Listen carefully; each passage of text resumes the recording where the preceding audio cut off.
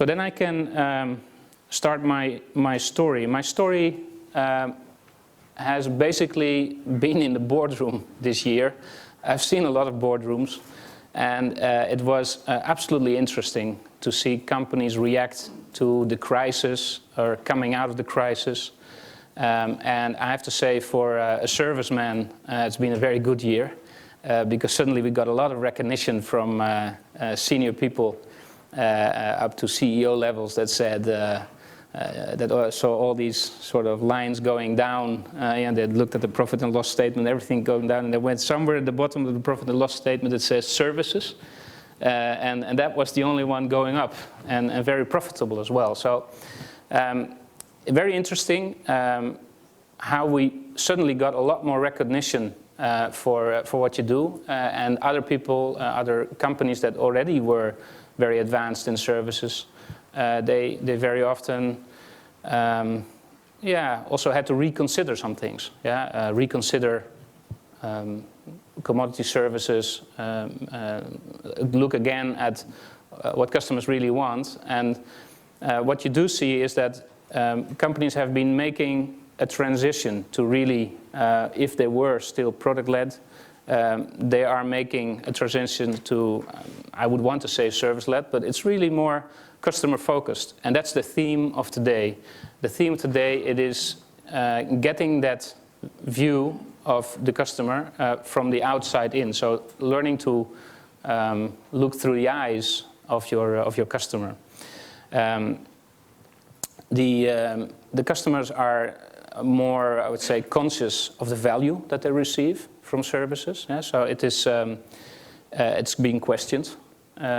Customers, call you in and they ask you, well, yes, we do have this service contract now for many years, but what do I really get for it? Which is valuable, and it makes you think again, because yes, what is my value proposition? It's a major question.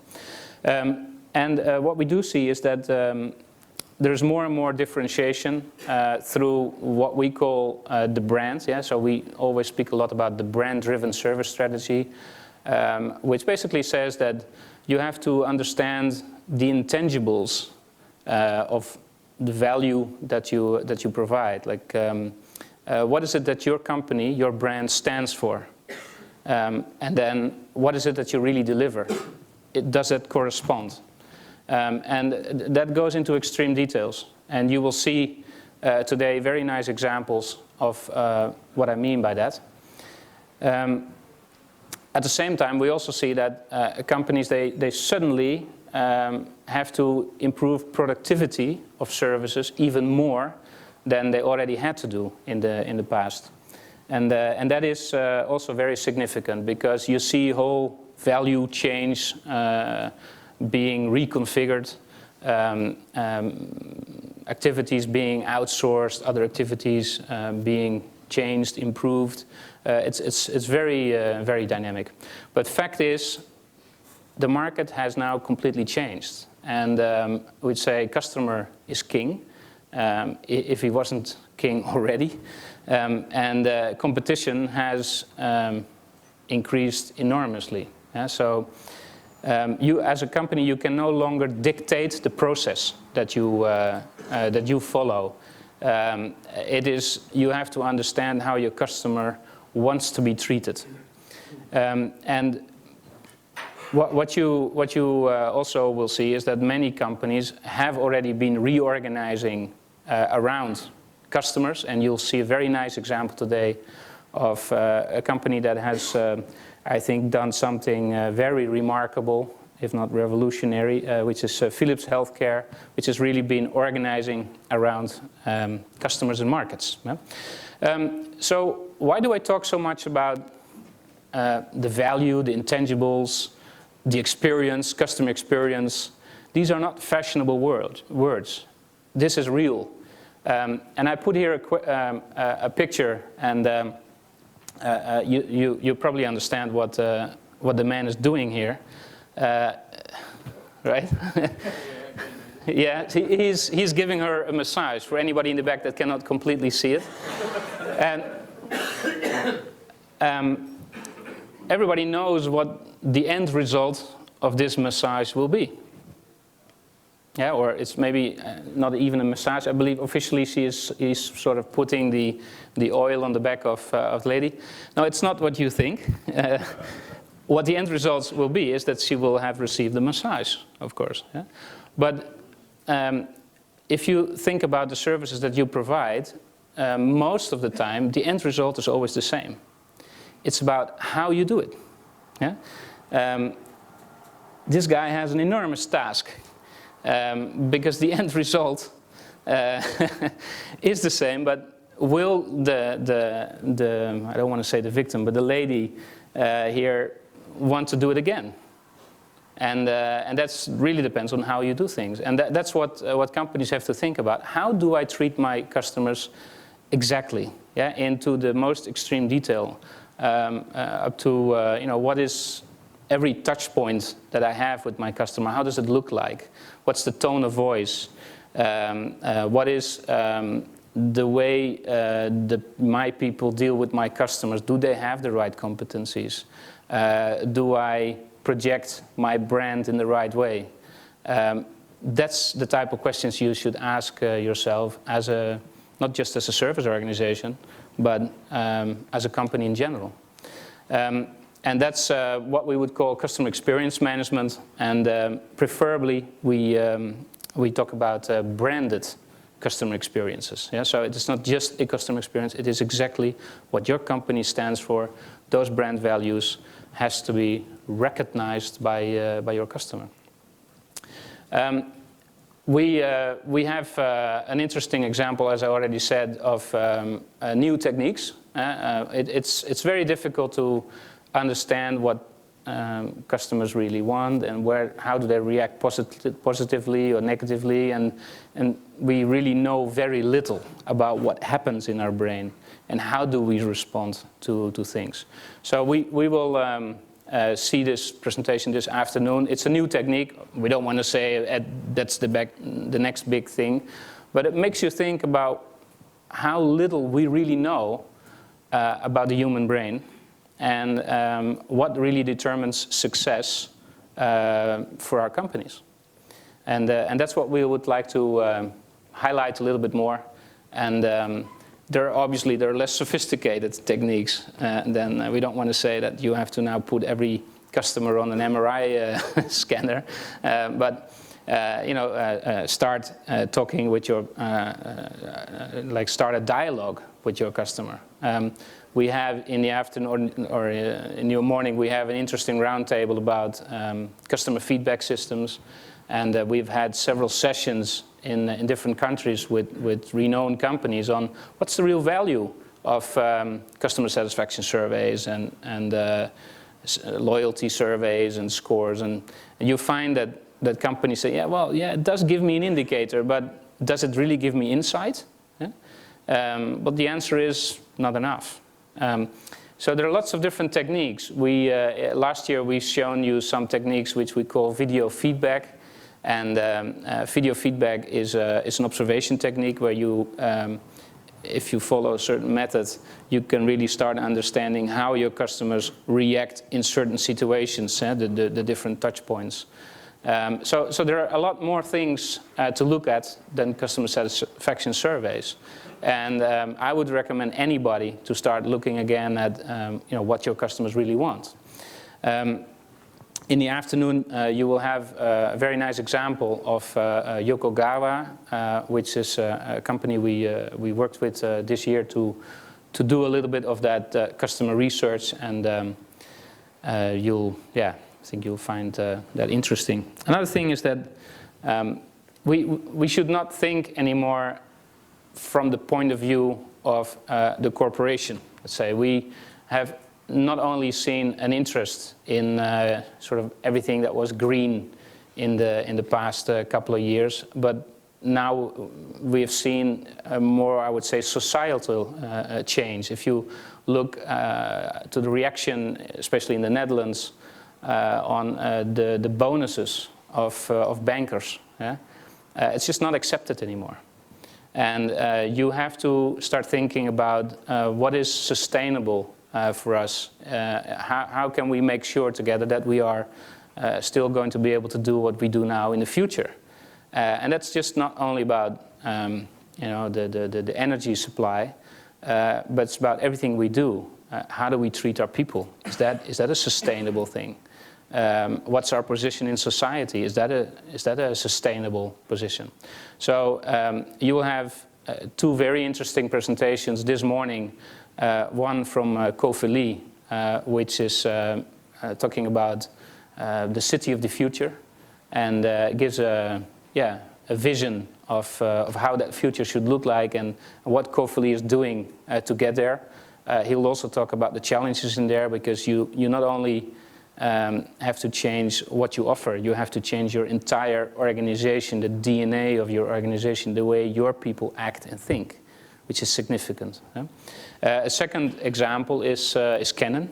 Canon has a very interesting philosophy on sustainability, and has been, I would say, it's a company, it's ahead in adhering to these sustainability principles. So what can you do to make your customers, to understand your customers better, and what's the impact of your organization? That's, I would say, the outside-in approach. That is the general theme of today, and that is what we have seen in the past year as real radical changes in organizations, and particularly also in the type of services that companies are now providing. It's no longer about, if you are a technical services company, it's no longer anymore about the maintenance contracts or service contracts that you provide. It's about really understanding what the problems of your customers are, and how you, with all your technical knowledge, but also the knowledge of the processes of your customers, or if you're in a B2C situation, about, let's say, the situation of the consumers, to really understand what their issues are and what you can do to help them with that. And that's really adding value. And that's not necessarily always very tangible. It can be very often an experience, or it can be knowledge. It can be a virtual service, all kinds of things. So you see that suddenly companies start to realize that they invest millions and millions of euros in development of products. But how much do we invest in the development of services, real professional services or managed services, and develop that in following more or less the same process as that you develop a real product? You'll be surprised. Very few companies have a structured approach to developing of services, and then deployment of services, very often on a worldwide scale, so standardization. But we do need to reorganize, and this is perhaps a picture of your organization of the future.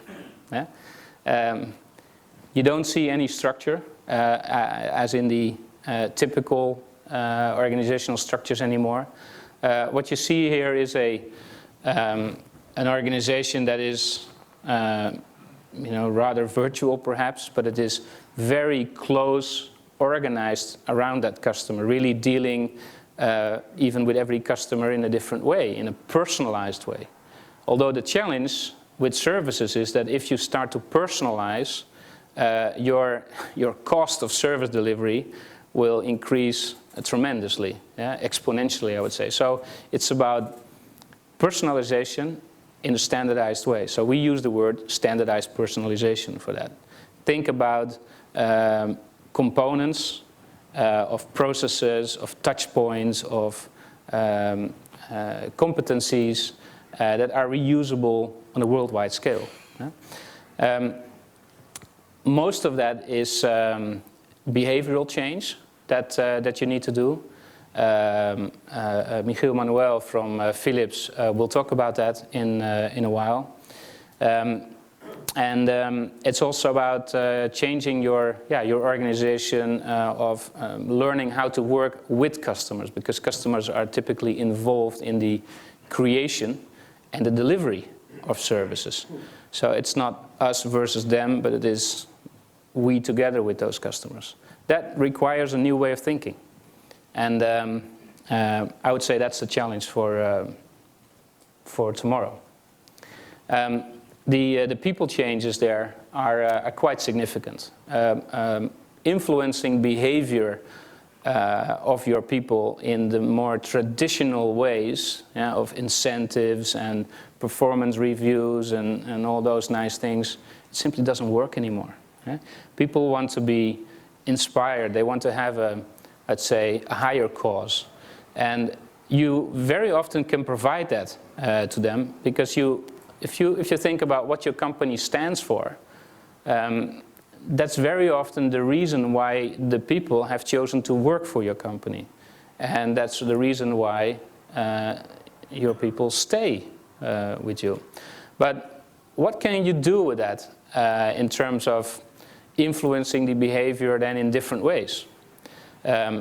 What you will see in the afternoon is some examples, or also in the morning, some examples of how you, by looking at all kinds of details, how you can influence the behavior of people in a very positive way, reinforcing what you stand for, making your people proud of working with you, and making them also more partners rather than the sort of manager-employee relationship that in many cases exists.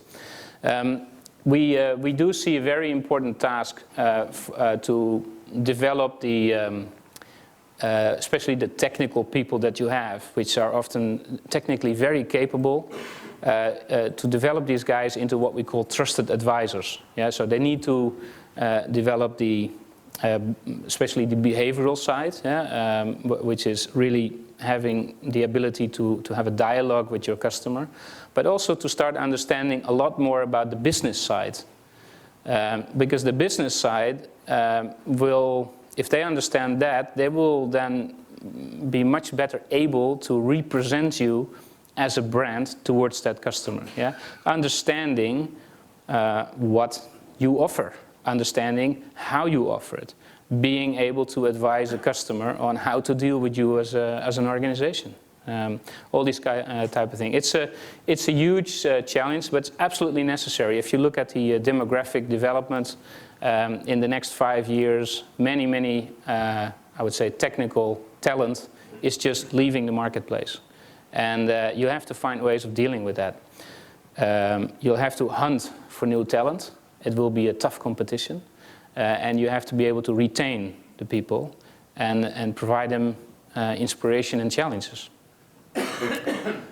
One of the things there is not just to try to solve the problems in the old ways, which is usually throwing more resources at it, more people, but also to rethink what you in essence do with your company. A lot of what we do as service organizations is knowledge management. It's you have a certain knowledge. It's not anymore about that you provide unique products. It's more that you have unique knowledge about how to apply that technology in the situation of the customer. Now, what are different ways of doing that? In the afternoon, you will see a presentation from Rolf Beck from Abbott talking about remote services. Obviously, if you look around in the room here, you see lots of mobile applications. There's a whole new world in terms of mobile applications every year. It's going really fast, and that's an important knowledge management tool. Being able to deliver the knowledge exactly right there and then when you need it. We've seen very interesting examples of companies starting to look at the knowledge management process more as a logistics process. Where you consider that you not only need to have to deliver a part together with the right person in the right place at the right time, but you also have to deliver a package of knowledge with the right person in the right place, the right time. So think about these processes in a different way. You have developments in things like data mining, expert systems, up to neural networks, and new things like crowd-surfing, social media that you try to use to support your customers. Lots and lots of interesting developments there. And yeah, we do have a lot of technology here, but it doesn't start with technology. It starts with you as managers rethinking your business model, rethinking about, how can I manage that knowledge in a different way. So changing the business models is one of the key things. You see that certainly now in the crisis or after the crisis, there are, let's say, companies that are less rich, less able to do everything themselves, and they start to see that it's not a good idea at the first place to try and do everything yourself. But that opens up a whole new a chapter of, well, then with who am I going to do this? Who can help me to deliver the service that I need to deliver? And how do I work together with partners? How do I manage partners? Or how do I create a good partnership relationship? And how do I maintain these things? Where it's very important to understand that if you are the orchestrator in that whole chain, in that whole value network, then you are in the best position to do that. So the first companies that start rethinking their business models in that way are usually the winners in financial terms. It doesn't imply that there are always losers automatically, but it's a good thing to start thinking anew on how you do things. Whereby the challenge here is that your brand, the company, what you stand for, is really providing a lot of that value. Because companies, they don't buy a service from just anybody or from a, let's say, a technician with his name. No, they buy from your company, a brand that represents something. In the afternoon, you'll see a very interesting presentation from Cisco, from Marco van Duinhoven, which is, for me, the most beautiful example of a company that has outsourced their entire service delivery.